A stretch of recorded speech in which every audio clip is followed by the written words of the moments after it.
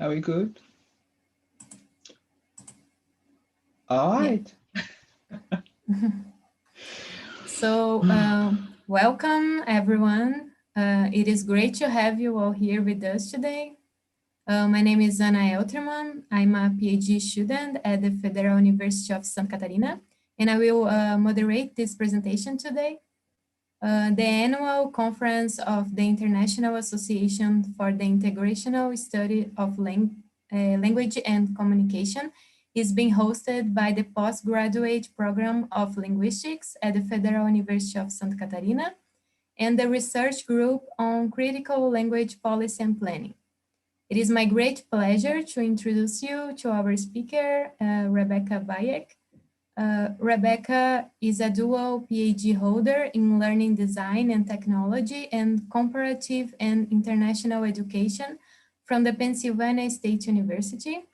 Currently a CLIR postdoctoral fellow at the Schomburg Center for Research in Black Culture, where she engages in digital research, data curation, and inclusive design. Her interdisciplinary research is at the interface of several fields, including the learning science, literacy studies, and game studies. At this intersection, she explored literacies and learning in games, particularly board games, the interaction of culture, space, and context on design, learning, research, and literacies. So the title of this talk for this afternoon is Community Building in Songo Board Gameplay. So Rebecca Bayeck, please, now it's with you. All right, thank you so much. I'm just trying to share my screen right now with you. Thank you for the introduction, and actually thank you to the organizer for inviting me. So as Anna said, the title of my conversation with you guys today is Community Building Songo Board Gameplay. So I'm going to kind of provide you with a background of what Songo is and how I see it as a space for community building that needs to be explored. And this is actually an ongoing project. So let's go. All right, so what's Songo Board Game? So Songo Board Game is a non-digital game from Central Africa, specifically in Cameroon. I'm using specifically in Cameroon because that's how it's called in Cameroon. So the gameplay is actually a social metaphor of the interaction and a philosophical approach of the community. And you have there kind of, descriptions of what the board game is. So it's a rectangular board and 14 holes, and it's played with 70 seeds between two players, and is played in a clockwise direction. This distinctions are really important, or description is really important because you will find other board games that may look similar, but are actually different in terms of the rules and how even the design of the board. So, and this is what I was talking about, right? So when you think about the board game distribution, so right now, what my research has shown is that we have multiple board games on the African continent. And so far, you will see all the countries that kind of color, have a specific color, are the places where you find board games, right? You find at least a board game. And here you will see actually a table, right? So this board game distribution. So you will see, for example, here that you have in Benin, a country like Benin, you will find a board game that is called Adiboto, right? And in Cameroon, depending on the ethnic group, so you find Songo, you find Jeka, you find Ba, you find B, you find Ngaka. So in Cape Verde, right? So you find a community that we call Ure. In the Democratic Republic of Congo, you find a game, actually two games that you find, one that's called Zombie and the other one that's called Mangola. So these are different board games that are played on the continent. So one thing that has been happening in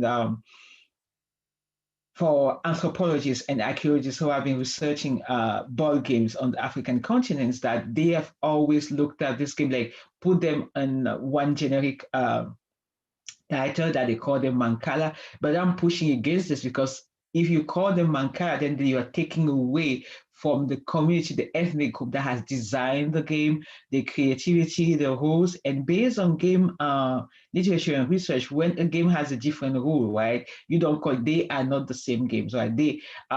You have seeds, you have holes, but these are not the same games. So I'm pushing against the idea of putting all these games under the generic name of Mankara.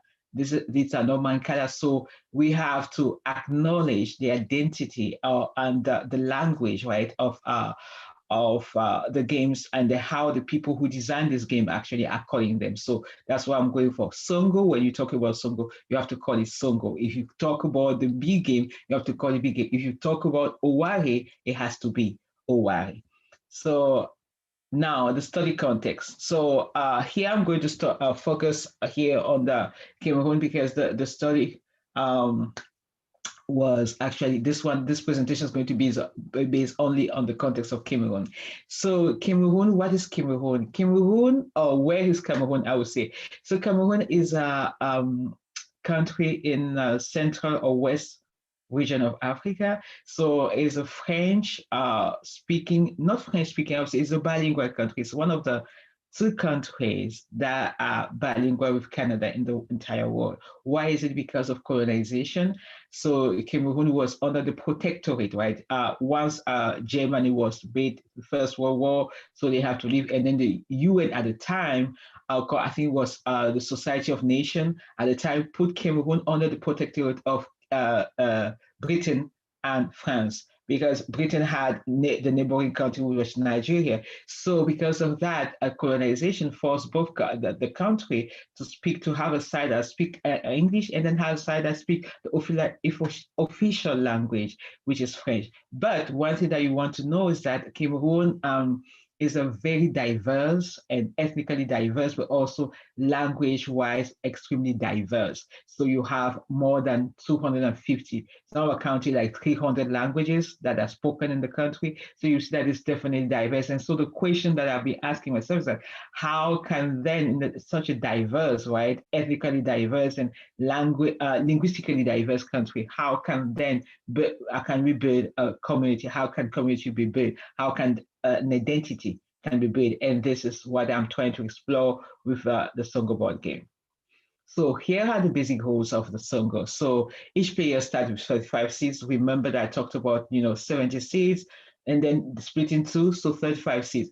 5 seeds in each hole or cup. So what's happening is that the seven holes that you see on the board, you start the game dropping, on each side of the board, right? So 5 seeds, and then now captures are made in the opponent side. So you can only capture where there is one, meaning that with 1, 2, or 3 seeds, you cannot capture 5 seeds, because that's kind of the ones that I'll call it the magic number, right? The right number. Okay, so now any preceding hole containing 2, 3, or 4 marbles or seeds actually on the opposite side can be captured as well.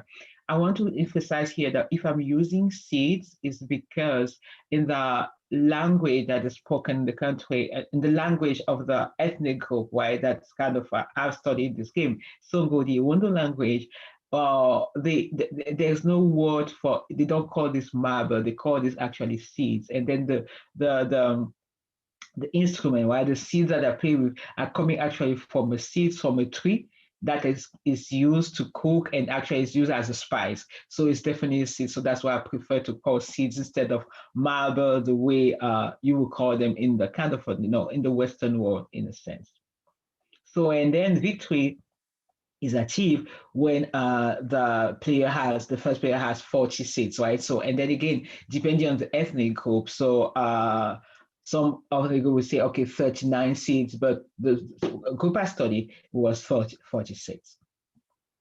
So now, what are the theoretical framework going into the field? What are the theoretical framework that I'm definitely using, and I think that kind of worked a lot, is that the social cultural theory. The social cultural theory just tells me that learning happens in social interaction between people. So I'm trying to find out. Remember, I'm trying to find out how community is built, how a community is built. Can Songo gameplay allow for community building? And then because of that, when you think about the social learning interaction. How do they learn to become a community, right? So that's what social cultural theory is definitely important. Situated learning is situated, right? So that learning, so that's what the Songo board game is, that context. So I'm looking at that specific context. How do they learn? How does community is built? How do they learn to become part of that community? And finally, legitimate peripheral participation of Leverwenger that comes from community of practice. And this is really important because I'm looking at the participation, right? Does it mean that maybe if you are not a player, you may not be part of the community? So that kind of interaction, because the community the legitimate peripheral participation theory actually talks about how do you leave the periphery, which is, let's say, because of the game, outside of the game, to be part, move as a beginner, to move into, as you adopt, integrate the practices of the community, to move into the community, becoming an expert or becoming a complete member of the community. So that's where this theory is actually, all of them combined are really important. So now I'm just going to go straight to the research because I know it's over time, but one thing that you want to kind of keep in mind is that when now looking at what is happening with the Songo board game, and I just want to emphasize again here that this is something that's ongoing. This is a research that's definitely ongoing.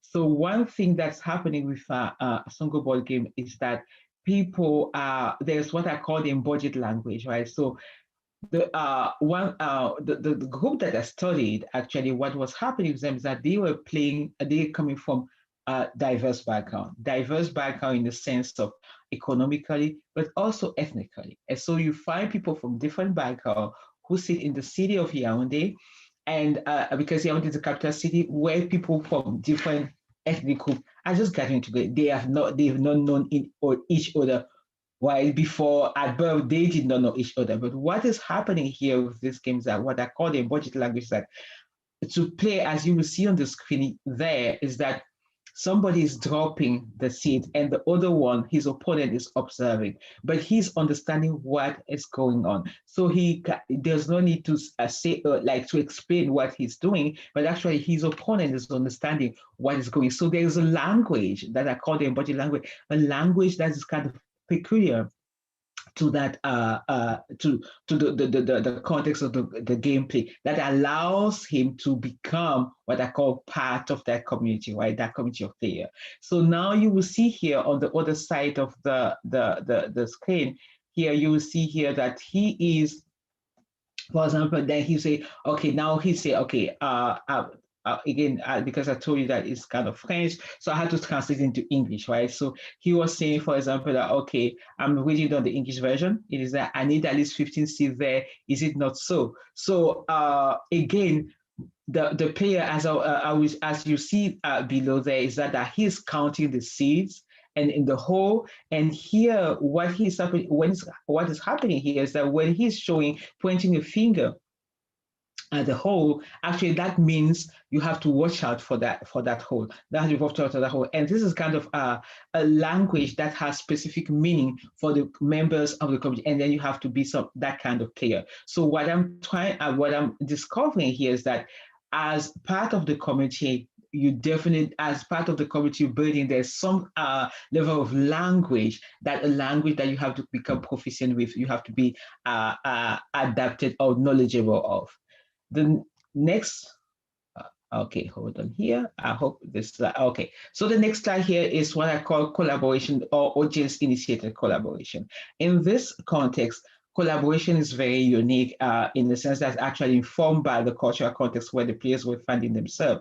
Again, under that framework of community building, what is happening here is that you see the other player on the side. When he sees these two players here, this one was definitely in difficulty. So you will see the other player here, like member of the audience, and then he sees that the player is in difficulty. Then he calls the one standing here who has more expertise than him. Hope here, they are dealing with your man here, trying to tell him that your man needs help. So now the other player standing by will come back and say, hey, now coming to help you, to say, hey, to help Gibeon, say, hey, how many seeds do you have in your whole? That's the typo, should be in the whole T. And then now and which is actually normal. So the T will respond and say, okay, I currently have 16 seeds. Again, you see how that kind of collaboration has turned to form some kind of community around the game where they become like a member of a same group, of a same family, of a same community, because he sees the other one in danger, then you have to jump in just to kind of help. The other type of collaboration that is actually also an expression based on the finding and then the framework, what I'm looking at as the player-initiated collaboration. So what's happening with this one here is that when a player who is in the audience when a member of the audience sees another player, right, he's standing by again. So sees another player in difficulty. The only thing he does, and this is not, he does not use words, right? So he just comes and stabs him at the back. And then what does that mean? It means actually that, you know what, tells you at the shoulder, as his shoulder actually, on his shoulder, and then he says, okay, what does that mean? Hey, you having difficulty here. I see that your opponent is going to beat you. So you know what? Just get up. And then when he taps at the back, he gets up and takes his place and takes over, right? And continue to play the game. Again, this is why so they're creating with this gestures and this kind of collaboration, actually creating a community of people. Again, keep in mind that they are coming from diverse backgrounds, they are coming from diverse, linguistically diverse ethnic groups. So now I'm looking now at the language in the context of the gameplay. So here you will see, and this is an example that's extremely interesting, because you will see both players, right, who are at the point during the gameplay, they will use different expressions and different modes of communication. And here the language that he used, for example, is that, okay, he's singing a song. He's singing, for example, Paul Biya is actually the current president of the country, and he's been there for, a couple of decades. And whenever he's presented himself in the elections, he always be, when people think that he's not going to win, then he always wins. So now he's using that word to say, keep moving forward, Paul Biya. So now you see that language of using Paul Biya as the president of the entire country within this context actually unites, right? Brings together again this community of players who are coming from a different cultural different ethnically background, but also linguistically diverse background. Again, but he's using a language that is understood and that kind of brings them together. So the other player, his opponent as well, we use, like, I will just pay attention to the word that is called kele kele. So kele kele is actually an expression from the language that they call Iwondo, right? Iwondo is the ethnic group that actually plays among the Fang and Kang larger ethnic group in the country of Cameroon. So is a one of the subgroup in there. And then that word means actually move forward. But his opponent, again, is not any Iwondo, but what is happening though is that because he's using on this, they are part of this community, they are part of this community of players, so they understand, and he understood what it meant. So actually he's trying to tell you, hey, I'm moving forward in the context of the game. I'm moving forward. No matter what you do, I'm going to drop the seat here and there. The other option that I wanted to also to show is now you will see again this language, and the language is kind of breeding this community and bringing them together, is that the opponents, for example, he will say, voilà, bon appétit. This is French word, and he will use good appetite, which is actually also an English word. And then he will say, iya iboto. So now you see in this context that you have a reminder of the colonizers, right, language, which is French, and combines it with English. And then he used iya iboto. Iya iboto actually is from the Iwondo, right? So, and then the Beti language. So Iwondo, the Bulu again. So a Bulu, like I would say, I would just use the word BT because we often call them, they are often called BT. So he used again here, Buji. So Iyae is actually, I would say, like kind of just a sound, a way of calling somebody, and actually refers to a song that was sung by one of the singers, a singer in Cameroon. And then what she's trying to say, I love people. So again, this is the language that's actually bringing them together because they understand, but also he's used here to say, hey, that I'm that good, I'm good at this game, but I don't want to beat you to such a point that you would not, I don't want to beat you right away. So I'm giving you an opportunity. So it's actually used for bragging rights, but again, kind of just bringing people together. So the other opponents, for example, also usually read on the poetry. I'm giving you rotten, right? Rotten seeds. So actually is a unique language that was used, that is used in the context of this game, and that the player of this game understand, meaning that, okay, I'm giving you see that will not allow you to be the winner, right? It will not allow you to win at the end of the gameplay. Again, this is just unique, right? So kind of that's how through the manipulation of the language, they are able to create a community, to build a community. And this has caused me to actually even want to explore further and to say, hey, how can then this game brings into builds community, right? How can they build community around the gameplay? And that, I think that's why I'm saying the following is that Songo Board gameplay is a space of collaboration and multiple modes of expression. But these modes of expression actually are also shaped by the cultural context, and also what it does show me so far as we are moving forward and moving forward into the study of this game in community building, is that there's need to expand, right? Our understanding of community building in setting with diverse ethnicity, but also with diverse languages. Because one thing that is challenging in the world that we're living today is that there's so much tension, there's so much conflict, there's so much misunderstanding, right? So how can the gameplay of a game like Songo actually help us understand, right? So unpack or uncover what community building can be and how can be created. So the questions that I'm exploring even the more are, what happened? How did it come to this common language? How do you learn, right, this common language for it to be really an impact or a tool for you to create a community that's actually where everybody feels like he's welcome, where everybody feels like he's part of, where everybody feels like, I need to be. We can be we can be playing against each other, but we're still part of this community. So with that being said, I would say thank you for watching, listening, and I'm now open to your questions. I just want to put out there that these are the different places where you can find me. So with that, I would say thank you so much, and thank you for inviting me, and thank you for listening. Thank you. Many, many thanks, Rebecca. It was a great presentation.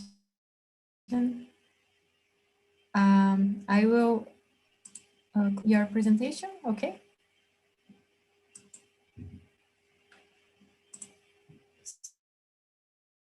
So we have some questions. Work with the conception of community of practice. Say that again. And how did she connect? Oh, sorry. Did Rebecca work with the conception of community of practice? And how did she connect social practices, playing board game, with local language practice? Oh, that's definitely an interesting question. One thing I would say to that question that I think if I understand very well, so is how did I connect social practices with playing the game?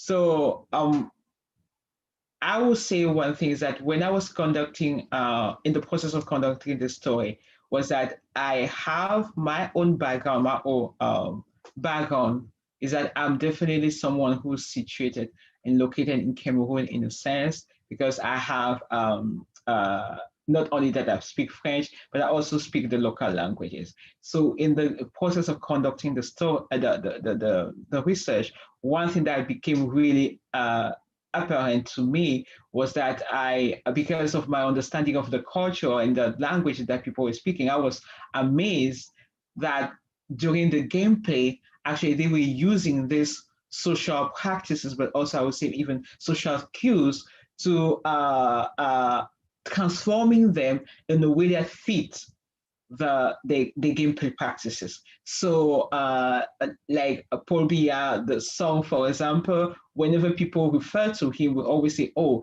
he is not, he's been there for years. No, we need to replace him. But now when they were using that, instead of using it the way people outside of their gaming community are using it, they were rather using in the point to say that, what, I'm that good, I'm up here, nobody can beat me. So one thing that for me to connect that is that I actually sat down with them, not only interview them, because kind of short presentation, but I actually sat down with them, interviewed them, and actually asked them, why? So what do you mean by this? What's the meaning? Why do you use this word here? And it's during the explanation that I could understand that, hey, you know what? It's not the way I would say, if we could say that the Songo board gameplay is one world and the rest of the world is another, I would say that, okay, they were explaining to me that the way we're using it here in this Songo board gameplay is not the same way they use it out there. So that's how I was able to connect, the gameplay with the social, cultural practices of the community. Thank you. That's a great question. There was another question that it's related to what you are saying now. Cliff said that was a very nice presentation, and he asked you to comment on your research methods. And he said that it looks like you have not incorporate any player's view, but your own observations. But I think you said something now. Yeah, that's a great question. Again, thank you, Cliff, for the question. And as I would say, because it was kind of a presentation, so it's good that the kind of questions are coming up so that I can respond to that. So I actually integrated the players' views because I'm not naturally a player of the game. So what for me to understand what was going on, I use interviews and sat down with the players and actually asked them, what do you mean by this? Not only for them to explain the game to me, but also ask them, what do you mean by this? So this did not happen. It's not only an ongoing research, but actually this did not happen just in one day. So it was hours and hours of interaction, days and days of interaction, and finding out what is it that they meant by that. What is it even the language that they meant by that? So I think that's something I needed to specify, but thank you for the question. But these are not my views. These are actually what the players did. So one thing that I did actually with your findings were also not only to confirm, right, to check, right? So to check that whatever that I'm doing or I'm discovering is actually what's happening. So again, thank you for the question. There is another question. Playing board games is a translingual practice, isn't it?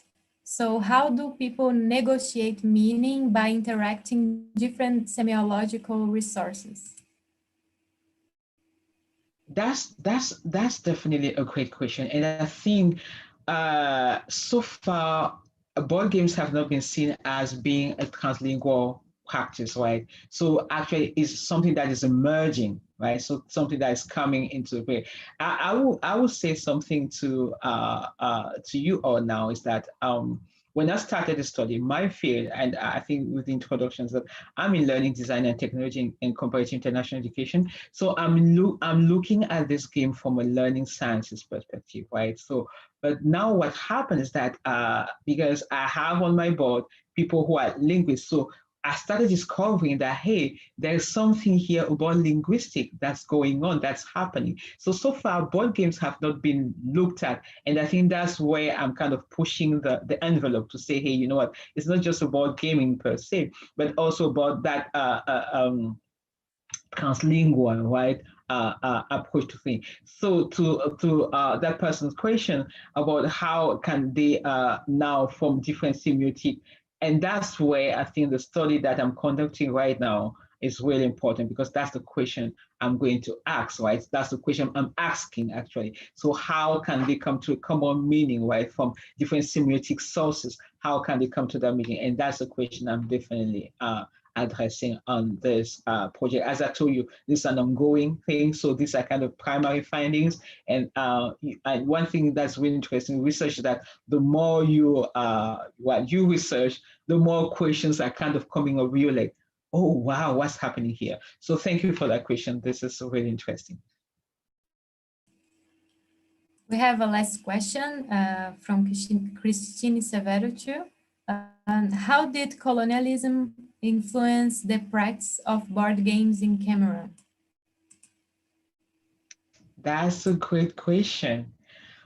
All right, so I would say that the way, as you know, colonialism has affected everything. So the way it affected the practice of board games, that not only some communities have lost some of their games, right? So there's kind of this disappearance, right, of the game.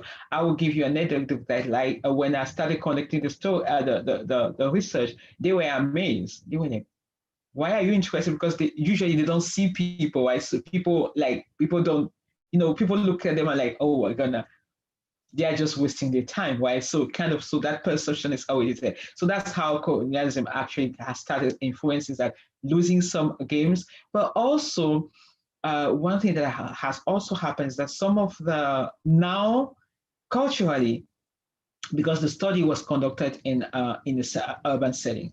So, and then you find people with different ethnic,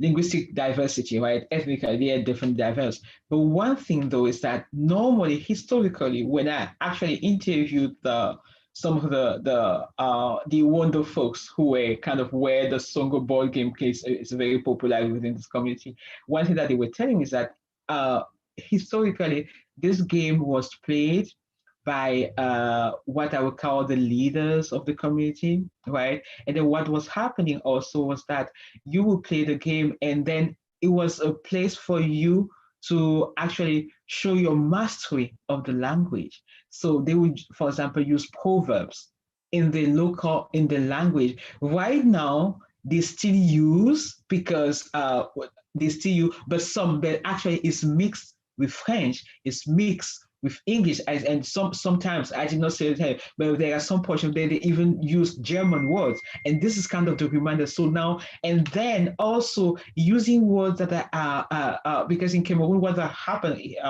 linguistically is that people have come up with what they call Cameronism, which is actually a combination of like a translation of, I would say, the local languages, some words of the local languages into what would sound like French or English, right? So they use French, but actually the meaning in French is not, like, if you find a word in French, it's not really French, right? So it's kind of a combination of all of that. So that's how colonialism actually affected board game play in Cameroon. And of course, with digitization, and then, I would say with the advancing technology and everywhere being, global world, there are things that are kind of being lost. And I think that's why this work is the work that I'm doing extremely important, because it's not only a way to archive this game, but actually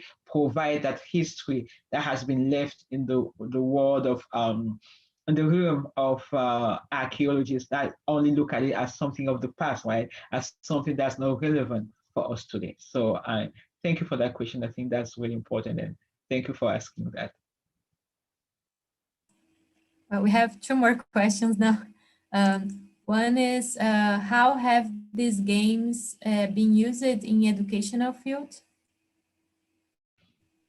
Thank you for I that don't know question. if they are. Go ahead. Oh, you can. Okay. No, okay, I don't know if they are being used, but you can say something about that. Yeah, and that's so important. And I think this game have not been used in the educational sphere, and that's why I'm doing not only this research, but also pushing for it, because I'm trying to show that as when in the West, they were kind of discovering that games are learning spaces on the continent of Africa and in various countries. I'm just focusing here on Cameroon, various countries. Games have been used historically for learning, and for the educational potential. So that's why I think I'm bringing it back to light in the world academia, right? Presenting at conferences like this, but also as another way to bring awareness, right? Among educators, not only in the West, but also in Cameroon and in these various African countries, to say, hey, you have tools, you have instruments. And I think this work is not just in various African countries, I think everywhere, right? So where you find communities that have been learning, have been using different tools. They may not be the tools that we value in the West, but have been using means and ways to learn and to pass on education, to pass on learning, to pass on knowledge in a sense. So that's why my this work is so important. I would just say that if you follow me, and if you follow me on social media, if you follow me, you will see some of the things that I'm putting out there, but also some of the articles that I'm writing, just to show that these games should be considered as a learning space, because they have been historically learning space. So we are kind of rehashing. I'm not inventing, but we're actually just showing how important and the potential of this game for learning and in the setting of education, where I feel like we are missing a lot in that regard. Thank you for the question. Thank you, Rebecca. It's a very important research. And the last question is it a male game? What other motivations are behind playing? And can this be associated with any social categories? And a mirroring of the society, so to say. Thank you for the question. I think the question has different strands, but I would say that the Songo in Cameroon, among the Iwondo ethnic group, the Kan Beti ethnic group, is a male game. So and that's one thing that was really interesting, because when I started researching, right, so the women will look at me like, what are you doing over there, right? So it's definitely a male domain. And then the men, they were like, oh, wow, you're interested in this. But again, but they were kind of welcome, but it's definitely a male-dominated culture. It has been a male-dominated game. So women play their own games that men do not play. So, but again, this game is a male-dominated case. So when it comes to I think the other part of the question was about the social culture, or the mirror of the society. I would not say that the game is a mirror of the society, if I'm understanding the question very well, because someone would think, because I would say that because it's a male game, someone would think that means that, you know what, in Cameroon is a male-dominated society. Because I will also tell you that there are games that men don't play, it's only women. And if a man plays up, everybody will look at him sideways, right? So if that was the game that I was studying, so maybe you will say, okay, doesn't mean that that's a reflection of the community. So one thing that is not well shared out there, and that when you're outside of the country, you put your lenses, right? So this Western glasses, and start looking at the countries that the reports out there have always said that, okay, you know what, there's African countries and sub-Saharan country, women lose their voices. But one thing that is happening is that there's a space for women to play their role, and then there's a space for men to play their role. So, and when they function within those spaces, when you find a space where women, like the games that women really play, I mean, a man does not have a voice. So I would say that it's not really a reflection of the society. That's what I would say, because when I study other things, you find spaces where men are not allowed to move in, where women are actually the ones who are kind of running the show. So I'm careful not to say that this is a reflection of society, because this is not really does not mirror the interactions and in terms of gender, right? In terms of gender, in terms of how people are interacting and how people are speaking to each other, that's definitely a mirror of the society. Because one thing that's happened with Songo Board Ga, as you saw, for example, when I talk about the player initiated collaboration for audience, because one thing that's very unique in Cameroon, for example, and I'm sure with other African countries, is that when somebody asks a question, when somebody's in difficulty, it's kind of you are your brother keeper, right? So when somebody's challenged or faces something, you have to jump in to help. You don't need people to ask you to help. You don't need him even to ask you to help. So that's kind of a reflection in that regard of how the society functions, how you should see your brother and sister. So there are parts that are kind of reflection of society, and then there are other parts that are not really a reflection of society. So I think it's really important to kind of distinguish that. And when you look at it from that angle, then you understand what's going on within. You have a sense of what the society will be. So that's how I will address that question. So thank you. That's so interesting. So thank you so much, Rebecca. Before we finish, I would like to remind you to go to the Language Policy Research Group channel on YouTube and check the future talks of this conference. There are several fascinating critical discussions on integrationism and language ideologies. And so, Rebecca, would you like to share some final words before we finish?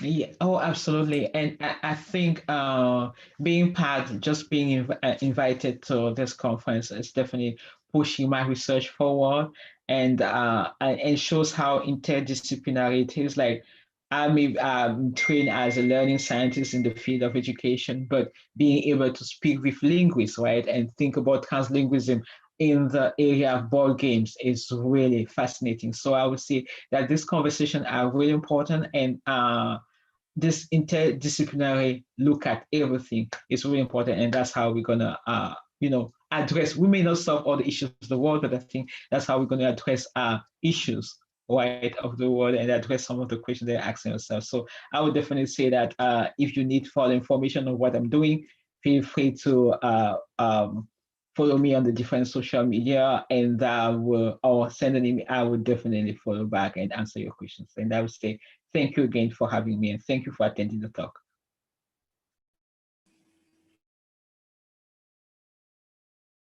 Thank you. Thank you so much.